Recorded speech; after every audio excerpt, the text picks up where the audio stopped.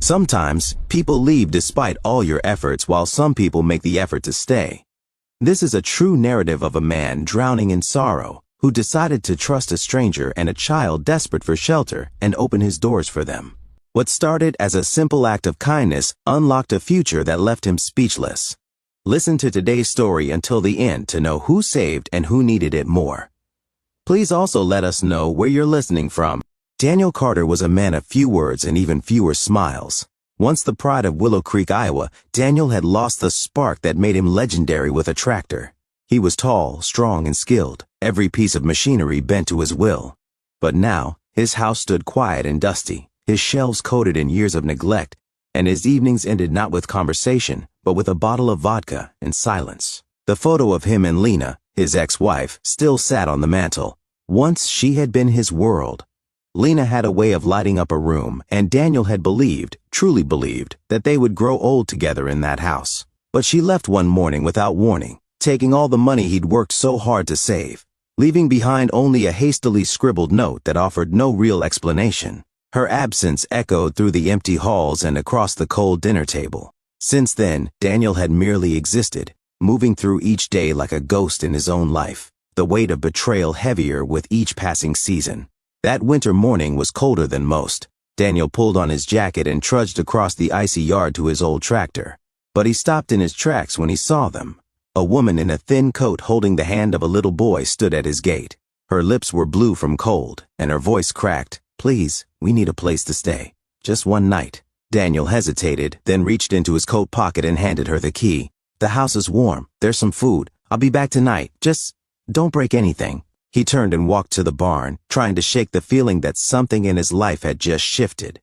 The workday dragged. Daniel couldn't stop thinking about the woman and child.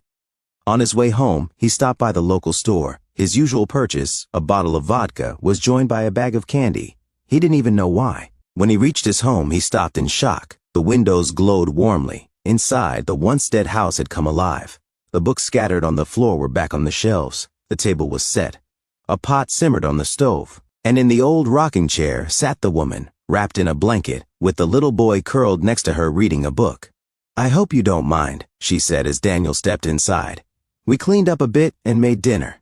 He didn't mind. Not at all. The woman introduced herself as Rachel Evans, and the boy was Eli, 6 years old, shy and wide-eyed. Daniel handed him the candy. Eli looked to his mother for permission before accepting. When he finally smiled, something inside Daniel stirred. That night, after Eli had fallen asleep, Rachel shared her story. She had once been a college student in Des Moines, full of dreams, but a man she trusted betrayed her, left her pregnant, and vanished. She returned home, only to find new trouble. Her mother's new boyfriend, Rick, turned his attention to her. When she stood up to him, her mother, Carol, didn't believe her. "She said I ruined her happiness," Rachel whispered, eyes cast down.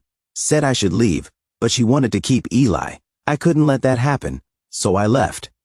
Daniel listened, silent but furious. Every detail Rachel shared twisted something in his chest. The betrayal by her mother, the cruelty of Rick, the fear she carried even now. He had known loneliness, but this was something deeper. Something that called for more than sympathy.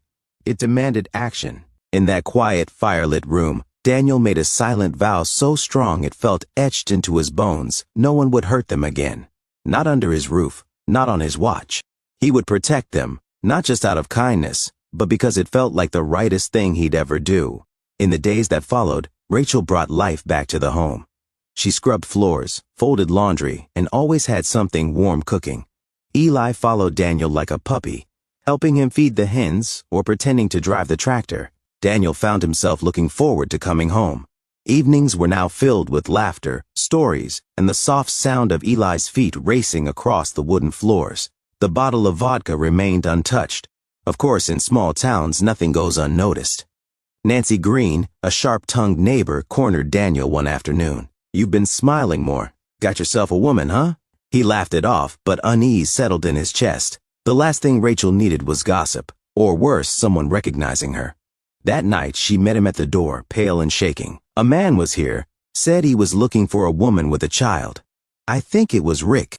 A few days later, Daniel returned home to find a black sedan parked at his gate. Carol and Rick stood on his porch. "I'm here for my grandson," Carol said flatly. "He belongs with me." Daniel squared his shoulders. This is my house, and they're not going anywhere.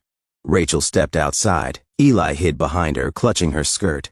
You don't have that right, Rachel said. Carol sneered. You have no job, no home. He belongs with me. Eli, voice trembling, said loudly, I want to stay with Mom. And him. That was the end. Carol turned and left, but not before warning, You'll regret this. Daniel knew threats like hers carried weight.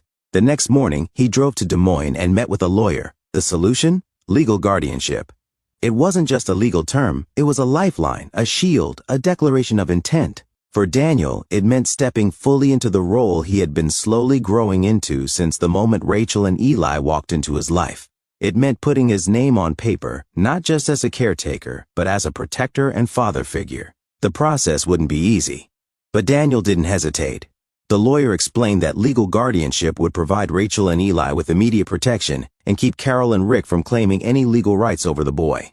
He left the law office not just with a plan, but with a renewed sense of clarity. This wasn't charity anymore. It was responsibility. Back home, he sat Rachel down at the kitchen table. He reached across the table gently. We'll make it official. They won't be able to touch you or Eli. I spoke with the lawyer. We can apply for temporary guardianship. It's the safest option right now. Rachel blinked quickly, her eyes filling with tears. Her voice cracked. Why would you do all this for us? We barely know you. You don't owe us anything. He looked at her gently, his voice low and steady. Because you made this house a home again.